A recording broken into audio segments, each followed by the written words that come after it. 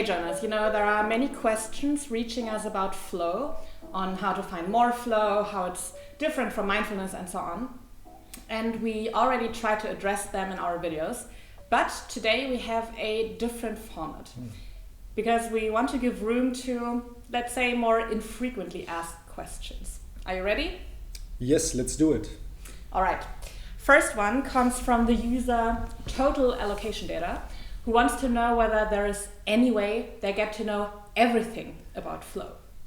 I mean, I'm not sure if there's a way to know everything about anything, but there are, of course, as you know, great resources where you can inform yourself about the flow state for sure. Mm-hmm. The classic book Flow by the one and only Mihai Csikszentmihalyi gives a great first overview. The Flow Research Collective does a great job explaining the mechanisms behind flow and giving tips on how to get in the zone more often. Mm-hmm. And of course, now that the viewers are already here, you can check out our other videos as well. We have a flow education playlist and a mental fitness blog too. I hope this answers the question. Amazing, thanks. Yes, Bohemian Princess wants to know whether there is any connection or relationship between this project, so Flow Lab, I guess, and the one by Ida Hosa-Ness. Okay, yeah, I can see where this question is coming from. The word flow is used for so many things nowadays and in so many contexts. We know, for example, the Vinyasa flow, cash flow, blood flow, flow festival, magazines that are called flow. And we also tell each other always to just go with the flow, right? Mm-hmm. And that's why we often get questions like these. Maybe to give a little context, Ida Hosa-Ness, as far as I know, developed the language learning course, the mimic method it's called. Mm-hmm. And the focus lies on mastering listening and pronunciation first in this language learning method. Right. And I think I read something about a flow technique in there somewhere too. It's called flow overlapping or something, but this is about detecting pronunciation errors. So my answer would be no, there's no connection between flow state or the flow lab and the mimic method. What we're focusing on here is the flow state that is rooted in positive psychology. Mm-hmm. Maybe you can say a few words about the flow state too? Sure. I mean, what we mean by flow state is a state of complete immersion in a challenging yet doable activity where we seem to merge with what we're doing, where we're engaged, fulfilled, focused, and where our actions become timeless. Mm-hmm. And almost everyone has been in flow at some point, I would say, be it when out for a run and experiencing what is called the runner's high, or when getting carried away while playing an instrument, when every hand movement becomes automatic, while doing household chores or something like that, or when 2 hours feel like, let's say, 30 minutes while working on an intriguing project. And yes, you can find flow while learning a language too, but what we're referring to is this unique mental state that not only makes us more productive, but also increases well-being. Mm-hmm. All right, Jonas, are you into manga? No. Okay, it doesn't matter, I'll ask anyway. But you could also prepare for the next question since it's very specific. One person reached out to us saying, I only ever heard of flow states from Blue Lock. How accurate have they described it in the manga? So Blue Lock is a manga series.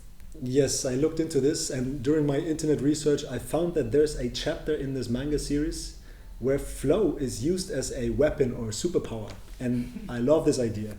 And Ego, the character who leads the Blue Lock project in the manga, explains that flow is about taking enjoyment in the process, becoming absorbed and excited, which is a good explanation for flow indeed. Mm-hmm. We're so highly concentrated that our action and awareness merge, where everything feels effortless and time seems to fly, slow down or stand still. And then they also talk about how to enter flow states and suggest a challenge-centered focus, meaning finding a suitable level of difficulty. Mm-hmm. They say you need to understand yourself and your abilities and set clear and suitable goals accordingly. That's a perfect description of the challenge-skill balance, as you know, the challenge-skill balance, which is the most important precondition for finding flow. Mm-hmm. It's exactly this, finding the sweet spot where an activity stretches your skill.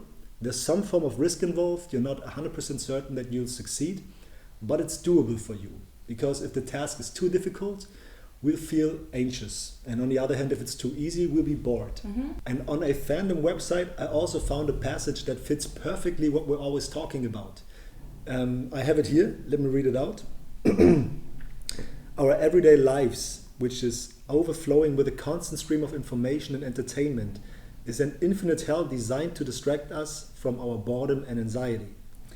You could say that it is easy to get immersed in a smartphone screen and you will indeed be able to forget about time and yourself, but such a passive activity does not grant a unique state of immersion.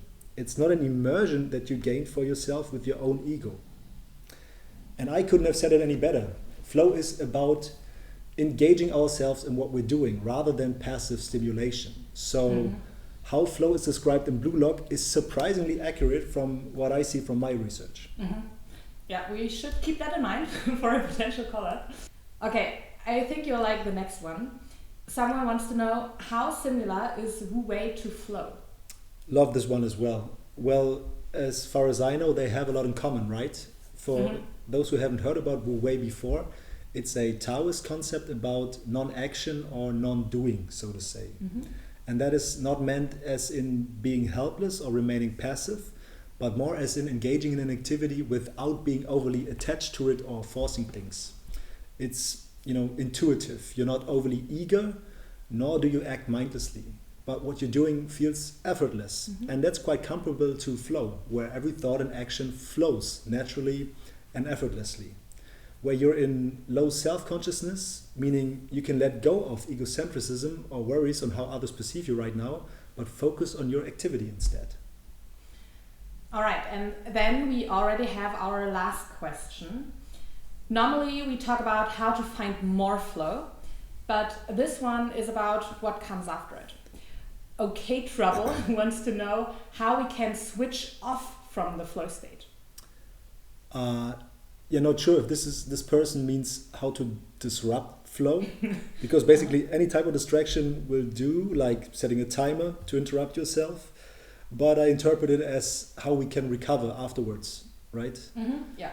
And this question, I think, actually deserves a video on its own, because we also need to reproduce the neurotransmitters needed for flow states. That's why recovery is so important in this context.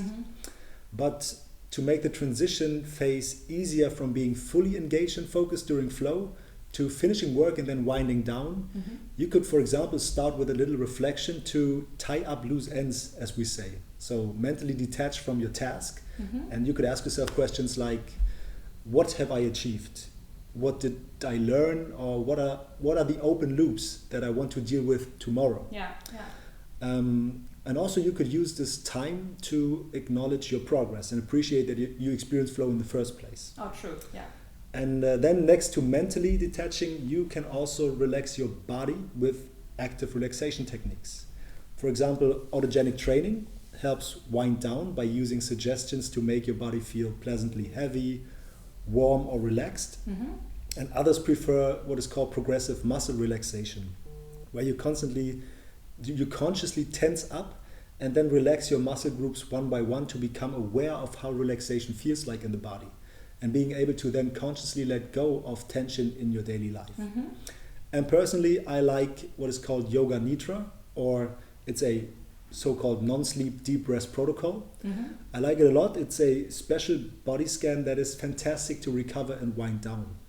And in our app, we have many flow sessions in the training area called Ease that are dedicated to help you relax. And they are called, for example, Recovery, Deep Rest, or the Valve. So just experiment a bit with what works best for you. Perfect. All right, and then final thing, do you have a question too for our community that you would like to send out? Yes, maybe. During which unusual activity do they experience flow? You mean like driving the car, chores, and these? Yes, or when, for example, wrapping all the Christmas gifts, or when, something random like decluttering your drawer and so on. Any unusual activity where you forget about time and space around you. Perfect. Yeah, let's collect them in the comments. Thanks a lot for your time. Thank you for those questions. I hope you enjoyed it. Make sure to subscribe to our channel. See you next time.